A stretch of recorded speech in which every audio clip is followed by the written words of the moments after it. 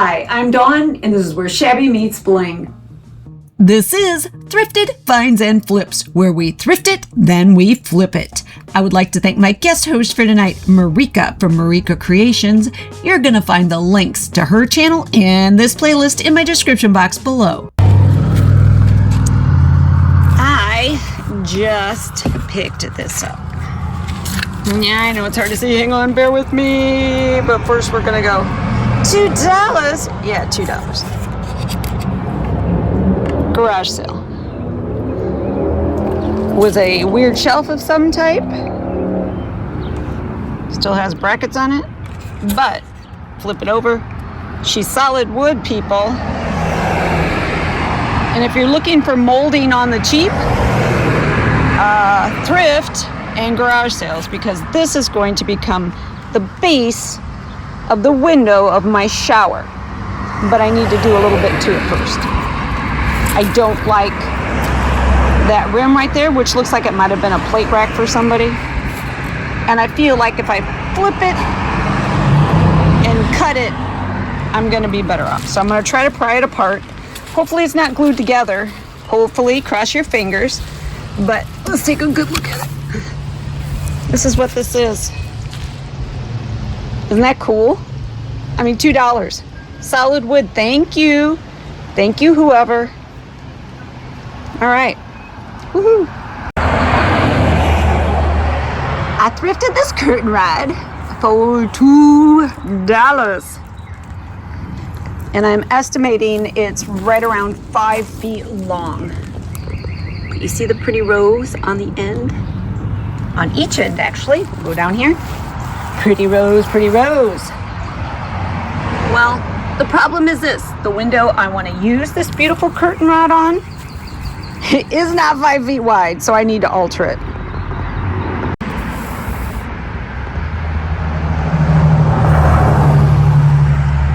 You can take a look at my curtain rod. It had a hot date with a Dremel.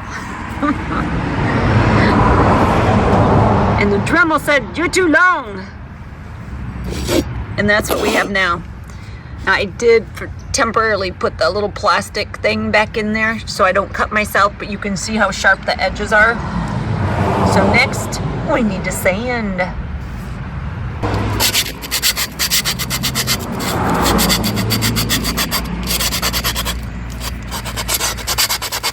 It's not going to take much, just to dull the edge. I just don't want to get cut. No one else is ever going to touch this but me. I don't want to get cut. I'm no dummy. Well, I don't know. That's debatable. That's debatable. This one was really a rough cut.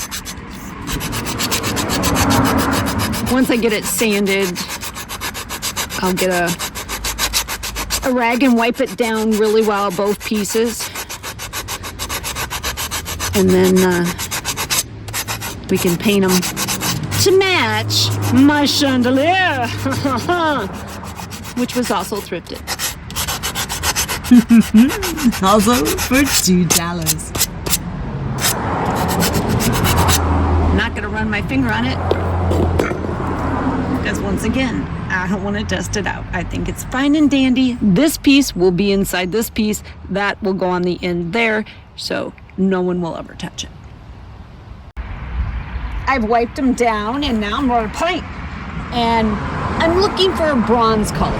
So I'm going to be comboing my Rust-Oleum Black Ultra Matte and my Rust-Oleum Hammered Paint Primer in one and brown. I'm going to start with the black. I'm just misting. This is very similar to what I did with my curtain rod that is now curtain rods too that are now trellises on the side of my garage. So I just lightly hit, and this is a process. I'll be going back and forth and back and forth. And once I get the back side done, I'll let them dry really well. And I will flip them over and do the other side.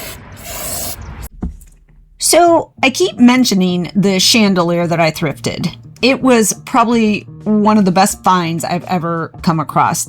It was a vintage French tole ceiling mount light fixture, and beautiful, absolutely beautiful. And it just so happened to have hand blown French pink rose flower lamp shades on it. You can see what similar shades are selling for, so you can understand what a great deal this was. I have already flipped it. It was an antique white. It is now that bronze, and it is now a chandelier. Now to deal with this little shelf. I need to pry that top part off the decorative part at the bottom. Just that little wood part that's acting as a shelf needs to come off. But I feel like it's going to be a bear to get apart. It's going to be a bear. But I can already tell the way it's slightly coming apart that it's not glued. It's not glued. I just need to be very careful not to ruin the wood. That's why I'm working from the back side. And it seems like it is just nailed together. And when I say just, I don't mean just. It probably has like 1.5 to 2 inch trim nails in it. But I will get it apart. At one point, I take a little break and remove the hardware and then go back to prying the two pieces apart. And I am eventually victorious. Next step, just using my pliers, I remove all of the trim nails, which luckily for me were the only things holding these two pieces together. Now to fill in that routed indentation on the top of the shelf. I have decided to cut this shelf part in half lengthwise, but not where this indentation is, so I need to fill it. And I'm using dry decks to do so. You can't quite tell it on the video, on the digital, but this is pink. It's a very light pink, and when it's dry, it turns white, which is awesome because then you know that it's time to sand. Red light, green light. Pink dry decks, white dry decks, time to sand. So I take my time, I fill up all of that little routed trough, and I'll set it aside to dry. While that top shelf part is drying, I am going to give the bottom decorative part a really good sanding because it will get painted. And yeah, it's going to get painted white, but as I'm sure you know, white isn't always white. There's so many different shades of white, as there are black and blue and every color under the sun. So I need to get this sanded and it will get painted the exact same paint that I've already used on the baseboard and on the trim that's already been applied in my bathroom. I use so many different colors of paint. Here is a way I stay organized. What I will do is take whatever paint color I'm using and I will take the original swatch or create my own. I will label it as to where I used it and when I used it, and I will put it in a special portfolio of whatever room I'm working on, and the can of paint itself gets labeled so I know where it was used and when it was used. Here we have the components of the shelf. A 1/4 inch has been cut off of either side on the chop saw, and that top shelf has been cut, not in half, but it has been cut into 2 pieces. Before it was cut, I gave that top shelf part a very good sanding. The bigger piece is going to go back on to the top of the decorative part, just like that. This will become the decorative part of my shower window molding. It will almost look like a windowsill. And of course, that top part won't go unused. I have another scrap of some decorative molding, and I have cut it to wrap around that top piece. This will give the top part of my frame some real drama. The thicker your trim molding is, the more expensive it looks. With another scrap and some more of this decorative trim molding, I will duplicate this exact same style for over my actual window. That way, these 2 pieces will coordinate. That way, both windows will coordinate. I have glued and clamped together all the components for the pieces of the upper parts of my molding. This is what I deal with on a daily basis. I'm trying to paint, and I have a big old lazy cat right in the middle of everything. Since Friday finally left, and those other pieces are drying, I'm going to paint that bottom decorative piece, which were the first components that I glued and clamped together.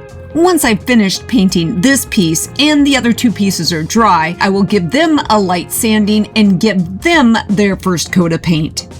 And after that, I'm gonna let you in on some of my design choices.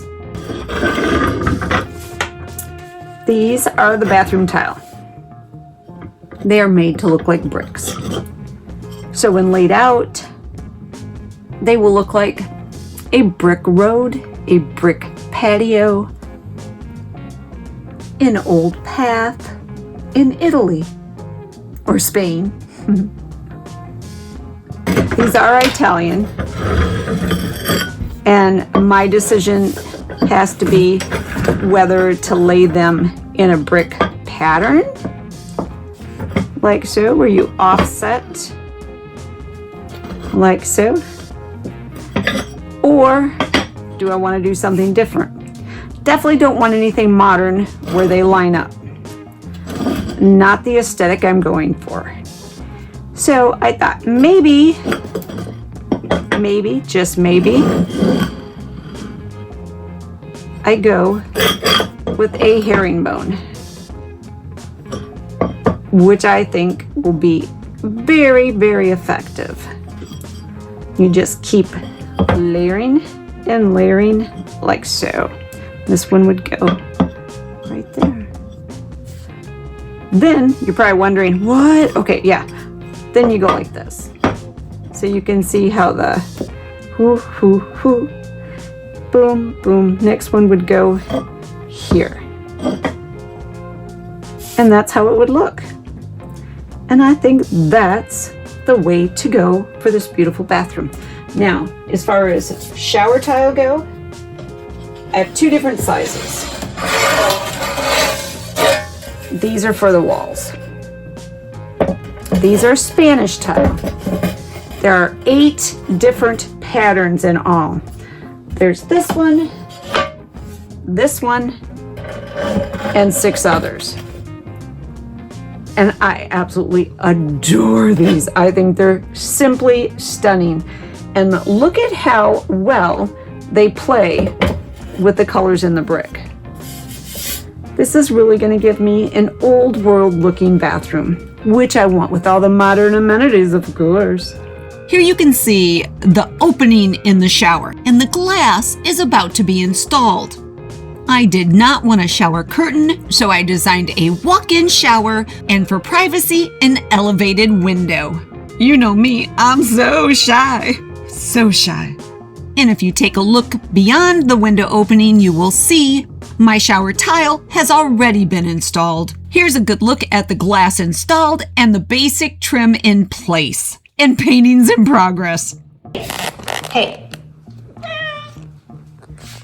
Am I gonna have white paw prints everywhere? Hey. Yeah. Wanna play tug ball? No, not right now? Okay. I happen to have some extra tiles, so a few of them will be cut and added to my baker's rack for shelves. My 3 pieces of molding are complete. Painted, holes filled. Now they're just waiting to get shot onto the wall. And of course, once that happens, I will have to fill holes and, touch up paint and whatnot, but they are done and they are looking glorious. Look at that. To hang my trim, I will be needing a few things. My trim nailer, a fabulous Christmas present I got a few years ago, a hammer, and a nail set, and some one-time. And that should be about it. Time to get to work. Okay, a couple of issues. I have nailed up the trim, but you can see I do have a little bit of a gap that I'll have to fill. And the reason I have that gap is because I used an old piece of wood off of an old shelf. But that's okay, because I can fill that gap and no one will be the wiser. Over here, same thing, but I already filled the gap. I have my curtain rod holders up. and you can see that I had an issue with the curtain rod, and I'll show you that shortly. So I had to move the little holder over 1/4 of an inch or 1/2 an inch. I didn't measure, but you see what I'm saying? And I already filled the hole. So things do go wrong. Everything doesn't always go right, but you just roll with it. And it will look fabulous when I'm done. Okay. My issue with the curtain rod was this. These lovely leaves that come out the side. Now, if you notice, to begin with, the larger rod had 4 leaves on it. This one only had 3. To make the rod fit, I had to remove this, and I had to move the bracket. But now it looks really out of balance, right? I'm all about odd numbers, as were they when they made it, 4 and 3. So what I'm going to do is I'm going to find a place to glue this on. I just have to make sure that where I put it, it does not stick out and hit the side of the shower wall. So I'm going to use some 3-in-1 glue and some clamps to try to make that happen. Then I have to wait for it to dry and then touch up any place where I'm going to probably scrape it and mess it up, because I will. I know I will. And I'm going to have to let this set at least 12 hours before I can do anything else to it. So next step is to glue it. Once my leaf is glued and clamped, I will set it aside to dry thoroughly. I also thrifted at a Goodwill out of town. These. Want to see? Do you want to see? Do you want to see? I mean, they're beautiful. So pretty. Look at that. Look at that. The mats are really grungy, but the print itself, absolutely gorgeous. Gorgeous. It really reminds me of Boboli Gardens in Italy, in Florence. I mean, stunning. Stunning. Show you the other one. I will be using one of these in my bathroom. Here's the other one. Isn't that gorgeous? There was another one, but it just didn't give off the same as these did. I love these. Love, love, love. Like I said, the mats are shoddy. They're really bad. And I don't think it does any justice. Look at that, to the print. Not at all. It's like basic. I do think this is the one I'm gonna frame up for my bathroom. I love it. Love, love, love. Now, I do mat my own prints, and I have a plethora of different colors of mats to use. So I'm going to show you a few samples before I decide which way I'm going to go. Here are just a few of my matting choices that I have. Just a few. Now my bathroom has a lot of mercury glass as far as like the knobs on my vanity, and I have a lot of bronze in there and a couple little touches of gold, but not quite this gold. So I'm gonna eliminate that one right now. That's gonna go bye-bye. I do have some tans in there, but I think that might be a little too deep. And I have this tan, which is kind of the background color of our tile. So what I do is I take, excuse the camera, I take whatever I'm matting and I will lay it up against the image and I see how it looks. And to me, this looks too light to be right up against it, but I could do a double mat and add a thin stripe of black, kind of like a little pinstripe, all the way around it. Keep in mind, when you cut these, you're gonna see white. You're gonna have a beveled edge of white. So it would be skinny beveled edge of white, then black, skinny beveled edge of white, and then this tan. But I don't think this really does the trick for me. So I'm gonna eliminate that as well. I do like the black. And I do think this might be a little too dark, but I have silver. I have silver. So how about a thin stripe of silver and then black? This edge won't be used, but you get the idea. This is the frame I will be using. It was thrifted, of course, but the price sticker is MIA. Can't tell you what it cost or where I bought it. I have one issue with this frame. It has no glass. It has a canvas instead.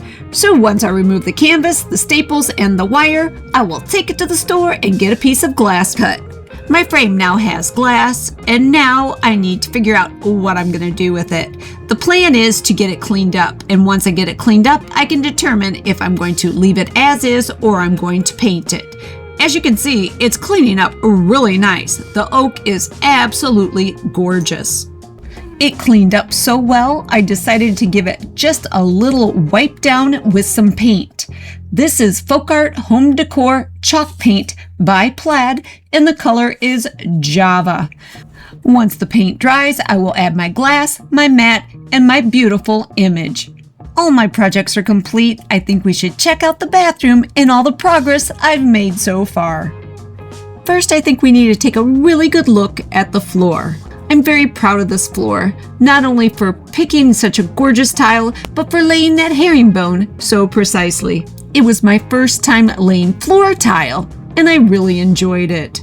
This image depicts the color of the tile much more accurately than the video. In real life, it's more brown and rust than that bright orange terracotta.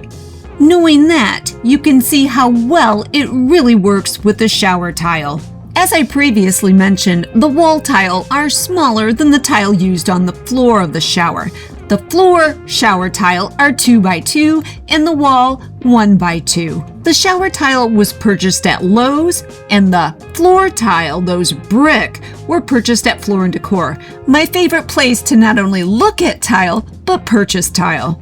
We installed a combination of shower heads, a handheld and a rain shower head.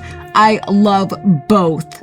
You know me, variety, the spice of life. On the shower wall that has the window, we have an oversized nook, the same size as our wall tile, 2x1, tucked away nicely so that none of your shower products are visible from outside the shower. What once was a $2 thrifted shelf is now some very expensive looking trim molding. From the bottom to the top, this window now looks spectacular. Let's take a look at the baker's rack. There she is. Now she coordinates with the shower and looks beautiful in this corner. I have a lot of thrifting, creating, and shopping to do to fill this baker's rack. That will come in Bathroom Reno Part 2. Here's a good look at the finished trim above the window, the actual window. And here is what's visible of my curtain rod, the beautiful roses and leaves on either end. The curtains are linen and they were purchased at IKEA. And the star of the room is this French tulle vintage light fixture. I cannot believe it only cost me $2. And I got it for $2 because it'd been there so long, they wanted to get rid of it. Can you imagine the look on my face when I found her? There's still a lot to do to decorate my walls, but I do have one piece done, that gorgeous framed print. You know, I have to say, I'm pretty darn happy that my tastes aren't like everyone else's. I'm not into modern, I'm not into average, I don't like everything whitewashed, I like color, and I like old world charm. This leaves a wide open lane for me anytime I go thrifting. This has been Thrifted Finds and Flips, where we thrift it, then we flip it. Thanks again to my guest host, Marika, for joining me tonight. You're going to find the links to her channel and this playlist in my description box below. I hope you enjoyed this video. If you did, like, comment, and share. You can follow me on Instagram and Facebook. Ring the bell for notifications of all my upcoming videos. Subscribe. Join. 2 great ways to support my channel. But for now, this is Dawn with Shabby Meets Bling. Thank you so much for watching. I look forward to seeing you next time.